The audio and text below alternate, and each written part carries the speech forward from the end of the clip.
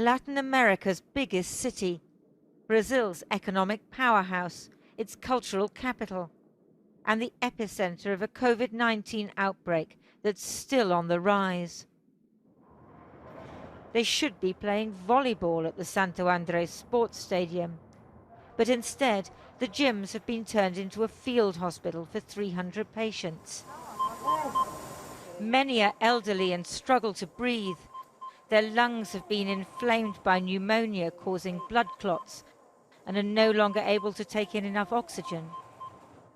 É péssimo, péssimo. Sabe, isso não é brincadeira. Gente, não brinque com isso. E eu que fiz a quarentena certinha, eu peguei. Mas eu vou sair dessa. Se Deus quiser. Why would anyone think this is a joke? Because that's the impression given by the Brazilian president, Jair Bolsonaro. COVID-19? So what, he said. It's just a little flu. Uma gripezinha, gente, uma gripezinha não. E os números estão aí para todo mundo ver, né?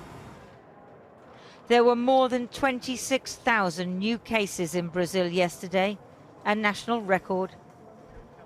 Here in Brazil, the coronavirus hasn't yet reached its peak. They're still building field hospitals like this one. Another one just opened across the road. These are centers of calm and organization. But outside, the virus is still out of control. Most medical facilities in Sao Paulo are reasonably well equipped. Other Brazilian cities are far poorer. 28 patients have died in this facility since it opened 6 weeks ago. There are those who are simply too old to cope. 89 years old, here for a week, struggling to survive. But then there are those who feared the worst and yet recovered. Que eu ia morrer mesmo, eu achava. Que eu não ia aguentar aquela falta de ar terrível que eu estava sentindo. Nossa, é horroroso ficar sem ver a família, né? Nossa, principalmente os netos, né? Os bisnetos. Nossa, a gente tem um amor tão grande. Pelos filhos tem, mas por eles é, sei lá, é uma coisa maior. The president, Bolsonaro, says it's just a little flu. What do you think? É porque ele ainda não teve. Porque o dia que ele tiver, ele vai ver quanto é duro. Né? Eu acho que ele não sabe o que ele fala.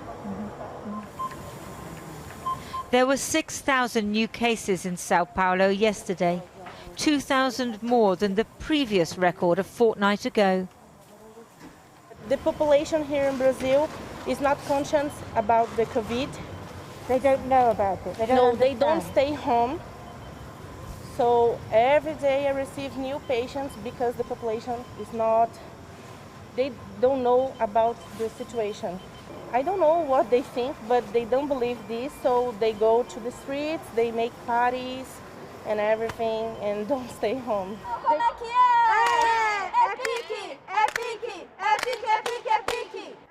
In hospital, the only way to have a birthday party is by video link. A memorable, if not ideal, way to celebrate. The nurses taking their turn to be in the picture.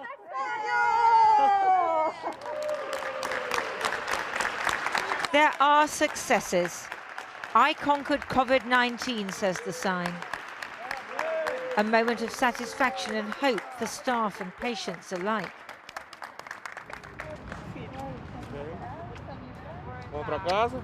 Let's go home, says Nora Molero's son. Yes, she says, let's. But she still clings on to those who saved her life. Patients who don't respond to treatment must be taken to better equipped hospitals, which may soon be overwhelmed. They may yet add to the rising death toll, as the Brazilian president shrugs his shoulders and turns away. And Lindsey joins us now live from Sao Paulo. Lindsey.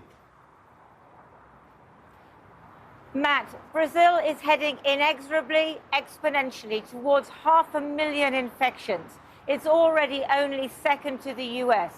And yet in the last couple of days, President Bolsonaro hasn't been talking about the virus at all. He's totally consumed by a political argument with the Supreme Court. And there's no health minister. There was one, but then he resigned, and then his replacement resigned too.